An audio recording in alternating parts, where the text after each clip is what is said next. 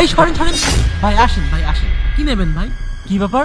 এই ফকিরের বাচ্চার জন্য আমাকে ধাক্কা মারলো। এই ভাই, আপনি কি আমার সাথে ফাইজলামি লাগাইছেন? আরে থামেন তো ভাই, আগে ওনাকে দিয়ে নি। আপনার কি লাগবে ভাই বলেন? আরে ভাই, আমি আগে আসতে আমাকে না দিয়ে ওনাকে আগে দিচ্ছেন কেন? আরে ভাই থামেন, আপনাকে সব খুলে বলছি, আগে ওনাকে মালটা দিয়ে নি। ভাই ফল কোনটা কত? ইশালার ফকিরের বাচ্চার আবার ফল খাতে মন চাচ্ছে। ভাই আপেল 200, মালটা 250, আর পেয়ারা 20 টাকা কেজি। এটা কি ধরনের ব্যবহার হচ্ছে ভাই? আমার কাছে একরকম দাম বলছেন, ওনার কাছে আর একরকম দাম বলছেন, ব্যাপারটা তো বুঝলাম না। ভাই আপনি একটু ধৈর্য ধরেন, আমি সব বলছি। ভাই আপনি কোনটা নিবেন? যাক আলহামদুলিল্লাহ, সবকিছুর দাম তালি কমই আছে।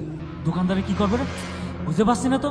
ভাই তাহলে আমাকে 1 কেজি আপেল দেন আর হাফ কেজি কমলা দেন। ঠিক আছে ভাই। ভাই কি বলবেন? আপনি কি বলবেন? আপনার সাথে আমার একটা এত বড় ভালো সম্পর্ক, আর আপনি শেষমেশ আমাকেই ঠকাচ্ছেন। আরে ভাই আমি আপনাকে ঠকাচ্ছি না। তো কি করছেন এটা? আমার কান যথেষ্ট ভালো আছে, আমি ঠিকই শুনেছি। বললাম তো ভাই, আপনি একটু ধৈর্য ধরেন, আমি ওনাকে দিয়ে নিয়ে আপনাকে সব খুলে বলছি। যাক অনেকদিন পর বাবার জন্য কটা ফল নিতে পারছি, আব্বা অনেক খুশি হবে না। কাজটা কিন্তু আপনি ঠিক করছেন না। আরে ভাই থামেন তো। এটা কোন ধরনের ব্যবহার ভাই? আমি এসেছি আগে, আমাকে এমনি ঠকাচ্ছেন, তারপর উনাকে কেন আগে দিচ্ছেন? কি ব্যাপার, এই লোকটা এরাম করে কেন?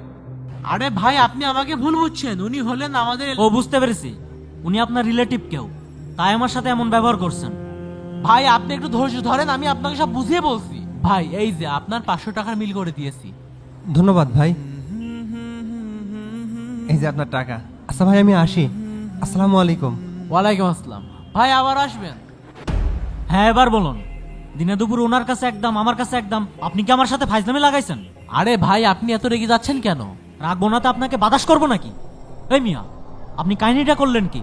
ভাই আপনি এত রেগে যাচ্ছেন কেন? শোনেন, উনি হচ্ছেন আমাদের মসজিদের খাদেম। ও এই জন্য আপনি এমন করলেন, তাই না?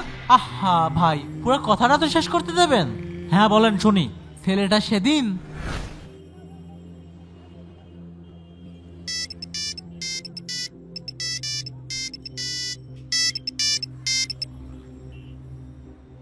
হ্যালো আসসালামু আলাইকুম আম্মু। ওয়ালাইকুম আসসালাম। কোথায় আছিস বাবা? হ্যাঁ এই তো আমি মসজিদে আছি, কাজ শেষ করে বাসার দিকে চলে আসছি। বলছিলাম মনি তোর বাবা খুব অসুস্থ, বাসায় ওষুধ শেষ, ওষুধ নিয়ে আসিস। ও ওষুধ সব শেষ হয়ে গেছে? কিন্তু আম্মু আমার কাছে যা টাকা আছে তাতে তো বেশি ওষুধ হবে না। মনি বাকি করে হলে নিয়ে আসিস। আচ্ছা ঠিক আছে, আমি দেখছি কি করা যায়। রাখো ফোনটা। কি হয়েছে হাবিব? কোনো সমস্যা? না ভাই তেমন কিছু না।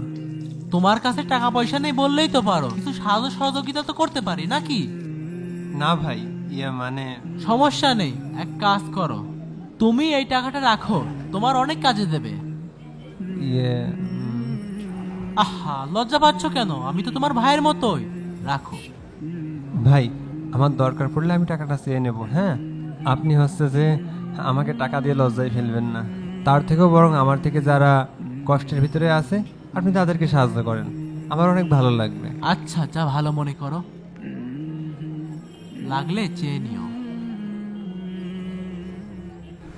ছেলেটার বাবা অনেক অসুস্থ, চিকিৎসা করাতে গিয়ে ছেলেটার 4-5 লক্ষ টাকা ঋণ হয়ে গিয়েছে।